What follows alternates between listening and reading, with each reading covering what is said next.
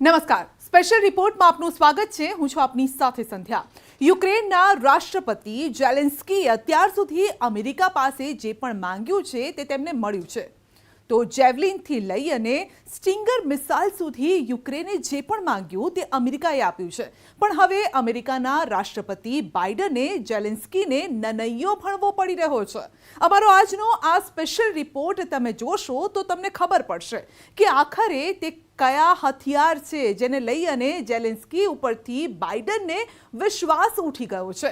બાઇડનને આ નિર્ણય શું પુતિનના ખોફના કારણે લીધો છે કે પછી બાઇડનની કોઈ બીજી રણનીતિ છે? ત્યારે આ જ મુદ્દે જોઈએ સ્પેશિયલ રિપોર્ટ બાઇડનનો ડર.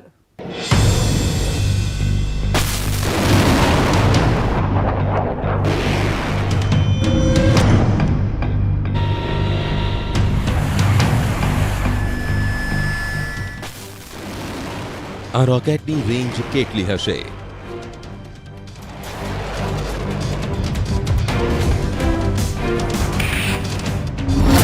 દસ કિલોમીટર, 20 કિલોમીટર,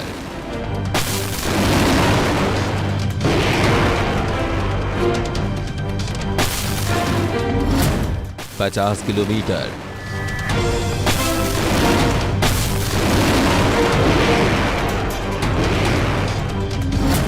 કે પછી 100 કિલોમીટર? ભૂલી જાઓ 10, 20, 50, 100 કિલોમીટરની રેન્જ. આ તે રોકેટ સિસ્ટમ છે જે 500 કિલોમીટર દૂર સુધી કહેર મચાવી શકે છે.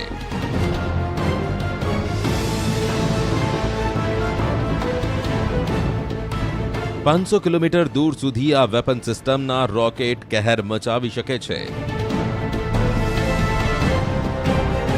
આ રોકેટ જ્યાં પડે છે દુશ્મનનો ખાત્મો તો શું, બધું જ તબાહ થઈ જાય છે. આ છે દુનિયાનું સૌથી ખતરનાક આર્ટિલરી સિસ્ટમ HIMARS, જેને અમેરિકાની લોકહીડ માર્ટિન કંપનીએ બનાવી છે. અને આ રોકેટ સિસ્ટમ હવે યુક્રેનને આપવાની તૈયારી હતી.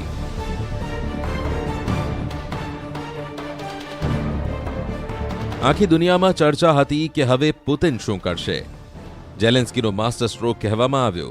ઝેલેન્સ્કીએ બાઇડનને તે હથિયાર માટે રાજી કરી દીધા જે રશિયાની સેનાની કમર તોડી નાખશે. પણ HIMARS વાળા રોકેટ તો ઝેલેન્સ્કી માટે શેખ ચિલ્લીના સપના જેવા સાબિત થયા. બાઇડને અચાનક એવો યુટર્ન લીધો કે HIMARSને લઈ ઝેલેન્સ્કીના બધા સપના ચકનાચૂર થઈ ગયા.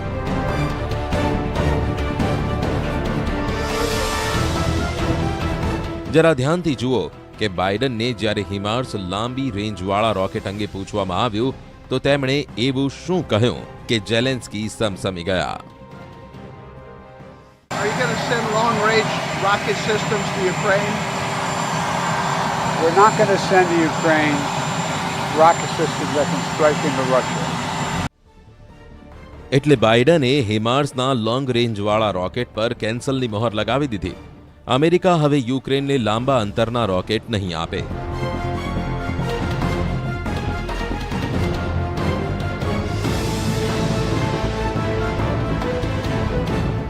જોવામાં આવે તો HIMARSને લઈ ઝેલેન્સ્કીએ જે સપના જોયા હતા તે પત્તાના મહેલની જેમ ધરાશાયી થઈ ગયા. આખરે આ ખતરનાક આર્ટિલરી સિસ્ટમને લઈ બાઇડન કેમ કન્ફ્યુઝ થઈ ગયા, કેમ તેમણે ઘસીને ના પાડી દીધી કે તેઓ ઝેલેન્સ્કીને આવા હથિયાર નહીં આપે જે રશિયામાં અંદર સુધી હુમલા કરી શકે. અચાનક દુનિયાની હેડલાઇન બદલાઈ ગઈ. યુરોપથી લઈ અમેરિકા અને એશિયાના મોટા મોટા અખબારોમાં છપાવવા માંડ્યું કે બાઇડને ઝેલેન્સ્કીને અંગૂઠો બતાવી દીધો. ઝેલેન્સ્કીની દરેક આશા પર પાણી ફેરવવાવાળા આ સમાચારે કેટલાય સવાલ ઊભા કર્યા છે.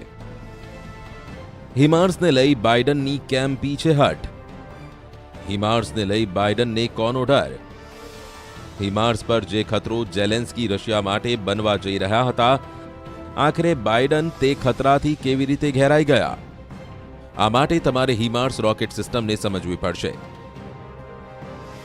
તમને તેની તાકાત અને તેનો ઉપયોગ કરવાવાળા જીગરને જાણવું પડશે. આવી સ્થિતિમાં જો હિમાર્સને રશિયા પર છોડવામાં આવી તો તમારે રશિયાની રિએક્શનવાળી રેન્જને પણ સમજવી પડશે.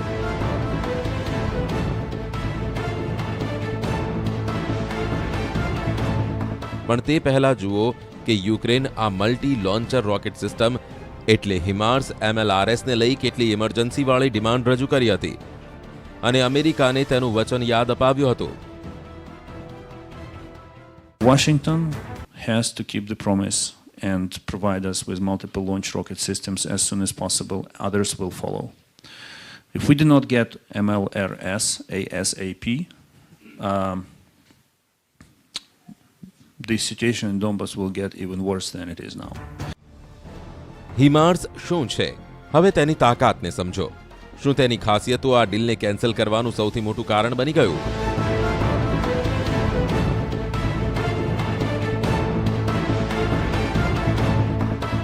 હિમાર્સ એક મલ્ટી રોકેટ લોન્ચર સિસ્ટમ છે. તમે તેને મલ્ટી બેરલ રોકેટ લોન્ચર પણ કહી શકો છો. એટલે એવી સિસ્ટમ જેમાં કેટલાય રોકેટ એક સાથે છોડી શકાય છે.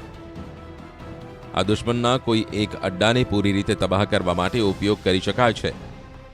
સામાન્ય રીતે તોપના દારૂગોળાનો ઉપયોગ 20થી 40 કિલોમીટર રેન્જ સુધી કરી શકાય છે.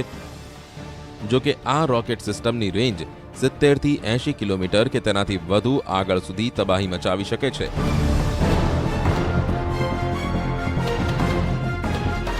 હિમાર્સના લોંગ રેન્જ રોકેટ તો 500 કિલોમીટર સુધી દુશ્મનનો ખાત્મો કરવાની તાકાત ધરાવે છે. કેમ કે આટલી રેન્જનો અર્થ છે કે હિમાર્સના રોકેટ એક રીતે મિસાઇલની જેમ કામ કરે છે, જે GPS ગાઈડન્સની મદદથી નિશાનને એકદમ સચોટ બનાવી દે છે.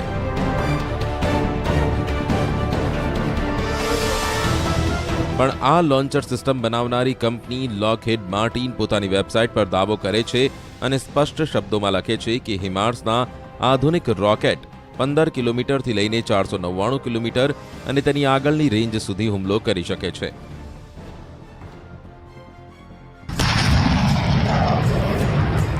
હિમાર્સ રોકેટ સિસ્ટમમાં 6 રોકેટ ટ્યુબવાળા 2 હિસ્સા હોય છે અને એક સાથે તે 12 રોકેટ છોડી શકે છે. તેને તમે આર્ટિલરી રોકેટ સિસ્ટમમાં મેગઝીન પણ કહી શકો છો.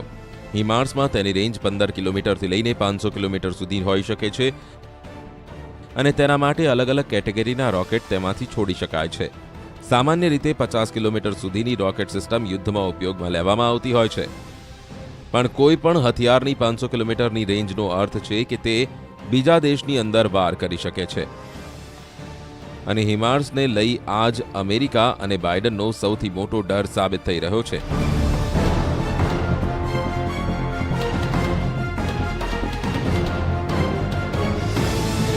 બાઇડનને લાગ્યું કે જો લાંબા અંતરના રોકેટવાળા હિમાર્સ મલ્ટી લોન્ચર રોકેટ સિસ્ટમ ઝેલેન્સ્કીને દઈ દેશો તો યુક્રેન કીવ અને ખાર્કિવમાં તેને તૈનાત કરી તેઓ રશિયાની અંદર સુધી રોકેટ હુમલો કરી શકે છે. એટલે આવા હુમલા જેનાથી રશિયાના કેટલાય શહેર યુદ્ધની ઝપેટમાં આવી શકે છે. Сьогодні, як і щоденно, я працював, щоб тиск на Росію був посилений. Наші представники у Давосі працюють над тим, щоб Україна отримала більшу фінансову і гуманітарну підтримку. А для всіх дипломатів нашої держави абсолютний пріоритет – це зброя і боєприпаси для нашої держави. આ રોકેટ સિસ્ટમને લઈ બાઇડનનો સૌથી મોટો ડર તે છે કે જો ઝેલેન્સ્કીએ તેનો ઉપયોગ રશિયા પર કર્યો તો પુતિનનું રિએક્શન શું હશે?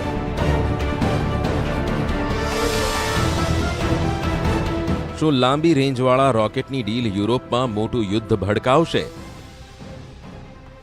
બાઇડન પણ તે વિચારતા રહે છે કે પુતિન જો જવાબ દેશે તો તેની રેન્જ ક્યાં સુધી હશે? શું પુતિનના ગુસ્સાની રેન્જમાં સૌથી પહેલા પોલેન્ડ આવશે, જેના રસ્તે અમેરિકા અને નાટો દેશ ઝેલેન્સ્કીને નવા હથિયાર પહોંચાડી રહ્યા છે? પોલેન્ડના પ્રધાનમંત્રીએ પણ જાહેર કરી દીધું છે કે જેનાથી તમે યુરોપમાં વ્લાદિમીર પુતિનના ખોફને સમજી શકો છો.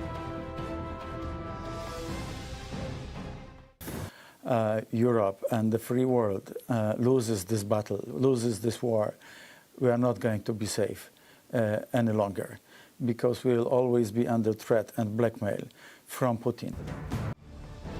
જ્યારે શરૂઆતમાં રિપોર્ટ આવ્યા કે અમેરિકા યુક્રેનને હિમાર્સ લોંગ રેન્જવાળી રોકેટ સિસ્ટમ આપવા જઈ રહ્યું છે તો તેને સીધો સાદો TOS-1 થર્મોબેરિક રોકેટ સિસ્ટમનો જવાબ માનવામાં આવ્યો.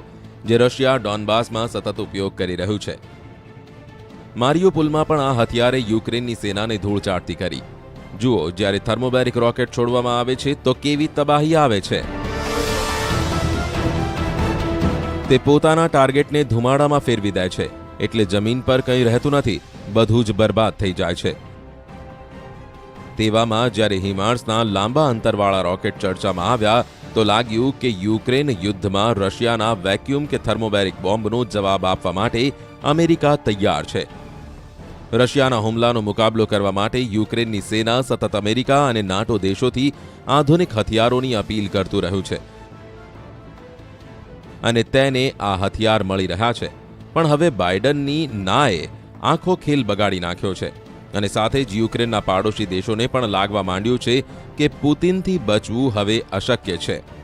We would like him to be totally removed, of course, but he represents a brutal power. Russia is a superpower, and if at the end of the day Ukraine survives as a sovereign state, which is our sole objective, and this is why we are supporting Ukraine through all sorts of different means, then this is our victory.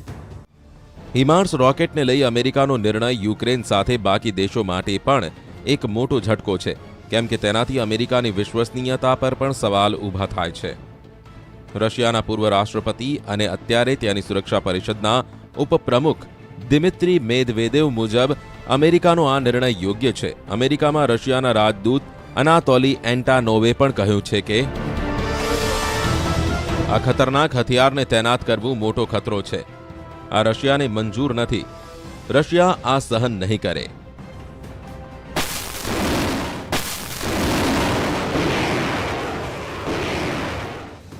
І тож вони не готові до компромісів, обираючи, що зробити для досягнення своїх цілей. І зараз ми бачимо одночасно, як російський наступ на Донбасі руйнує наші міста, руйнує громади України, і як європейська єдність, бажана європейська єдність, вона може похитнутися. Russia તરફથી જે સતત કહેવામાં આવી રહ્યું છે કે આવા હથિયાર રશિયા માટે ખતરો બની જશે, તેના માટે નાટો અને બાકીના દેશોએ મોટી કિંમત ચૂકવવી પડશે. કેમ કે આ હથિયારોથી યુક્રેનને સજ્જ કરવું રેડ લાઇન ક્રોસ કરવા જેવું છે અને તેને રશિયા પોતાની વિરુદ્ધ યુદ્ધની જેમ જોઈ રહ્યું છે. જો કે અમેરિકા તરફથી યુક્રેનને બીજા હથિયારો મળવાનું ચાલુ રહેશે. $40 બિલિયન વાળા પેકેજમાં યુક્રેનને નવા હથિયારો આપવાની વાત થઈ છે. અત્યારે રશિયા અને યુક્રેન વચ્ચે ડોનબાસ વિસ્તારમાં ડાયરેક્ટ હુમલા થઈ રહ્યા છે. આ પ્રકારના હથિયારની જરૂરત ઝેલેન્સ્કીને ડોનબાસમાં જ છે, કેમ કે પુતિનને કીવથી પીછેહટ કર્યા બાદ કંઈક મેળવ્યું છે તો તે ડોનબાસમાં પોતાની મજબૂત સ્થિતિ છે. મારિયુપોલ તેઓ પહેલાથી જીતી ચૂક્યા છે અને રશિયાને હવે લાગે છે કે ડોનબાસના કેટલાય શહેરો પર જલ્દી તેમનો કબજો થઈ જશે.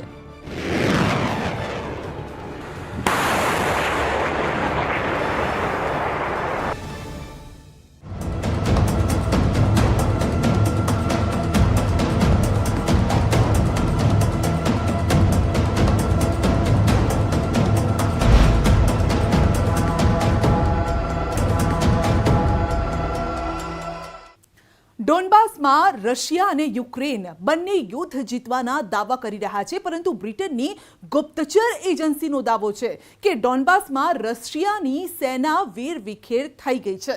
રશિયાની સેનાનું મનોબળ તૂટી રહ્યું છે. જો કે રશિયાના મીડિયાનો દાવો છે કે ડોનેસ્ક અને લુહાન્સ્કમાં પુતિને જીતની તારીખ નક્કી કરી લીધી છે અને તેવામાં તે સવાલ ઊભો થવો સ્વાભાવિક છે કે ડોનબાસમાં કોનું રાજ?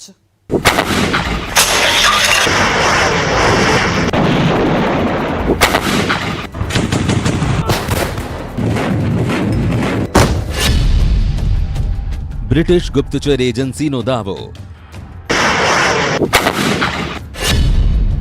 વેર વિખેર થતી રશિયાની સેના. પુતિનનો બ્રિટનને જડબાતોડ જવાબ.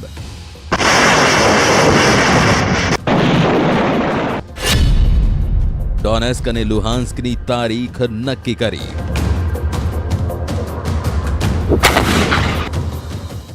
ડોનબાસના લુહાન્સ્ક અને ડોનેસ્ક વિસ્તારમાં રશિયા અને યુક્રેનની સેના વચ્ચે ભીષણ યુદ્ધ ચાલી રહ્યું છે.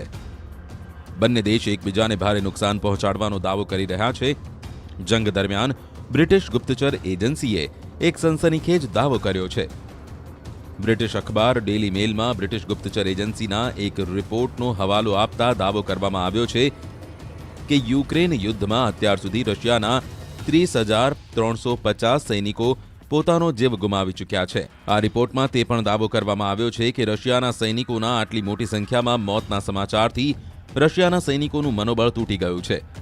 રિપોર્ટમાં દાવો કરવામાં આવ્યો છે કે રશિયાના રાષ્ટ્રપતિ વ્લાદિમીર પુતિન ડોનબાસના આખા વિસ્તાર પર કોઈપણ કિંમત પર કબજો કરવા માંગે છે.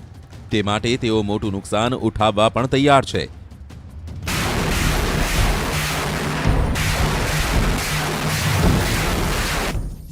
યુક્રેનની સેના ડોનબાસના મેદાને જંગનો એક વિડીયો બહાર પાડ્યો છે. આ વિડીયોમાં તમે યુક્રેનની સેનાને રશિયાની સેના પર બોમ્બમારો કરતા સ્પષ્ટ જોઈ શકો છો. યુક્રેનની સેના મુજબ આ વિડીયો ડોનબાસના ઇજ્યુમ શહેર પાસેનો છે. This one from На даному рубежі вона малоефективна, тому що техніка підходить не ближче, ніж 3,5-4 кілометри противника. На жаль, ця зброя બ્રિટનની ગુપ્તચર એજન્સીએ જે દાવો પોતાના રિપોર્ટમાં કર્યો છે, મેદાને જંગમાં તેનાથી ઊંધી તસવીરો સામે આવી છે. આ લુહાન્સ્કના સેવેરોદોનેસ્ક શહેરની તસવીરો છે. આ તસવીરોમાં તમે જોઈ શકો છો કે લોકો શહેરમાં રશિયાની સેના આવ્યા બાદ ખુશ નજરે પડી રહ્યા છે. એટલું જ નહીં, એક વ્યક્તિ રશિયાના સૈનિકને તે કહેતો પણ સાંભળવા મળે છે કે અમે તમારી રાહ જોઈ રહ્યા હતા. Спасибо, что вы пришли. Спасибо вам.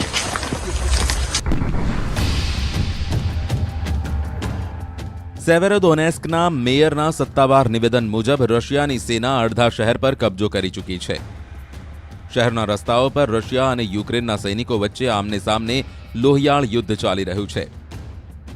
સેવેરોદોનેસ્કના મેયરનો આરોપ છે કે આ યુદ્ધના કારણે શહેરના મોટાભાગના લોકો શહેર છોડી ચૂક્યા છે અને લગભગ 1500 લોકોના મોત થયા છે. સેવેરોદોનેસ્ક રશિયાની સરહદથી 145 કિલોમીટર દૂર છે અને લુહાન્સ્કમાં આ શહેર યુક્રેન સરકારને આધીન છેલ્લું શહેર છે. એટલે સેવેરોદોનેસ્ક પર રશિયાનો કબજો થતાં જ આખા લુહાન્સ્ક પર રશિયાનો કબજો થઈ જશે. યુક્રેનના રાષ્ટ્રપતિ વોલોદિમીર ઝેલેન્સ્કીનું પણ કહેવું છે કે ડોનબાસમાં સ્થિતિ ખરાબ થઈ રહી છે. તેમનો આરોપ છે કે રશિયાની સેના યુદ્ધ જીતવા માટે રહેણાંક વિસ્તારો પર બોમ્બમારો કરી રહી છે.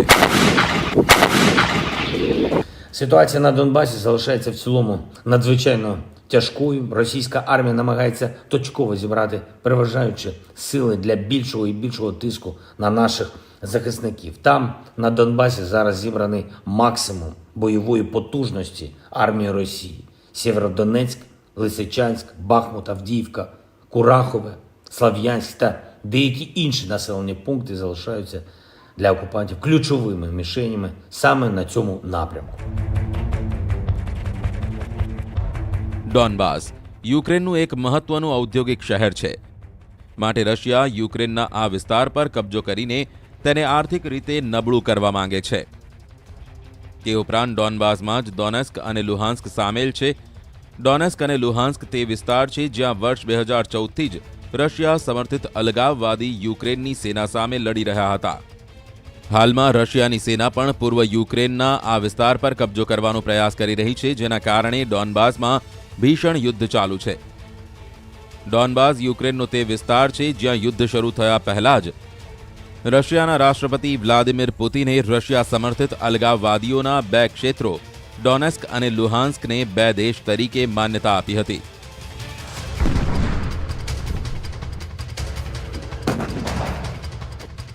શહેરમાં ફેલાયો મોતનો સન્નાટો.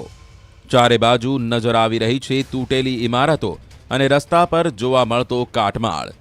જંગની આ ખોફનાક હકીકત બતાવવા માટે પૂરતી છે. આ ડોનબાસના ડોનેસ્ક વિસ્તારમાં સ્લોવિયન્સ્ક શહેરની તસવીરો છે.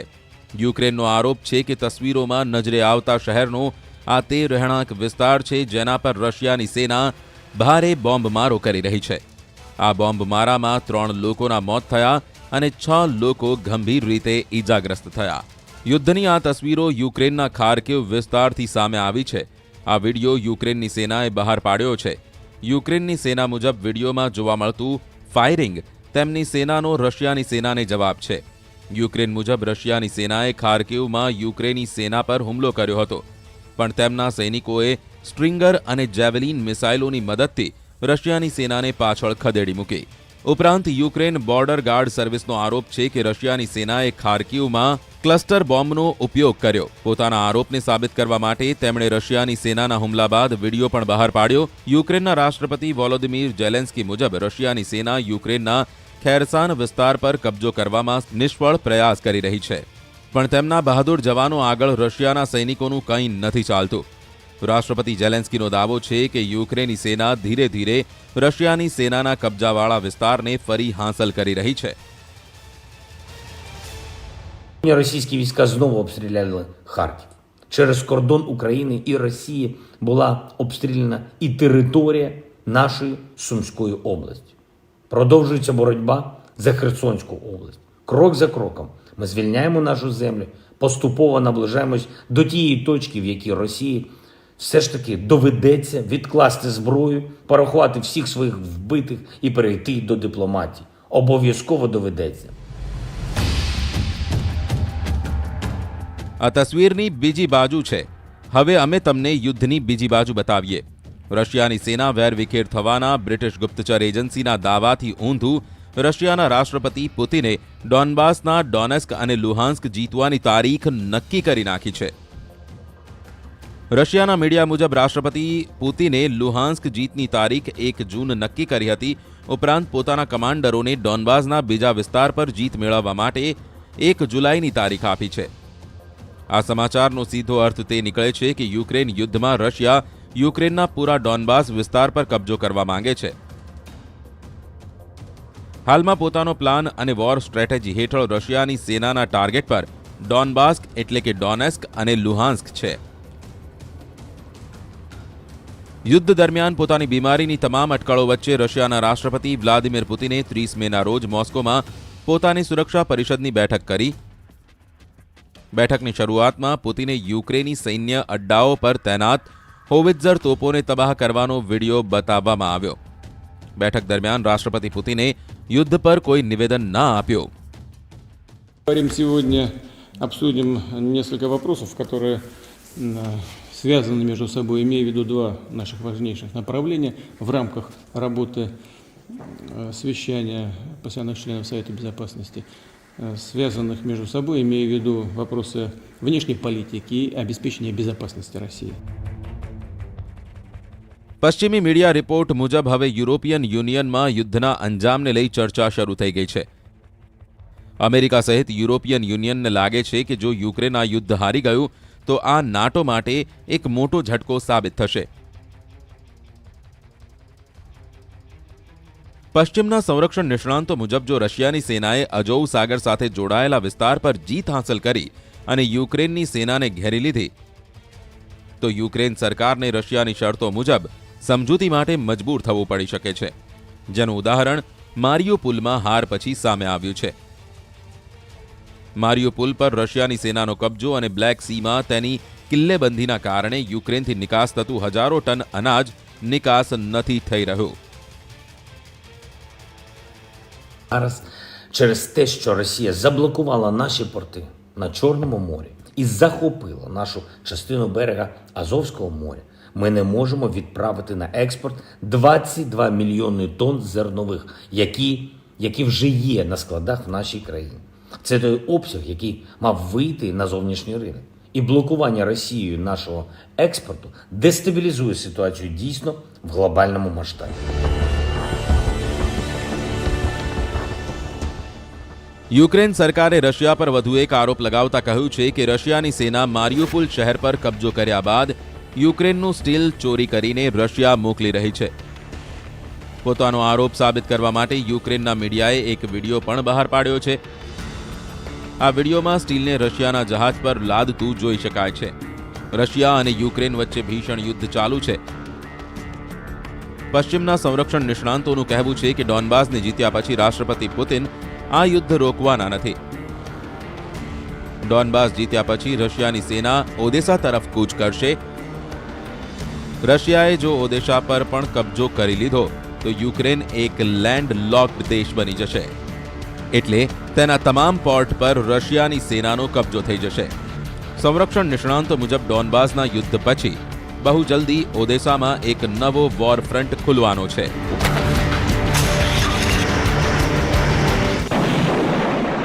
સ્પેશિયલ રિપોર્ટમાં અત્યારે બસ આટલું જ. રજા આપશો. નમસ્કાર.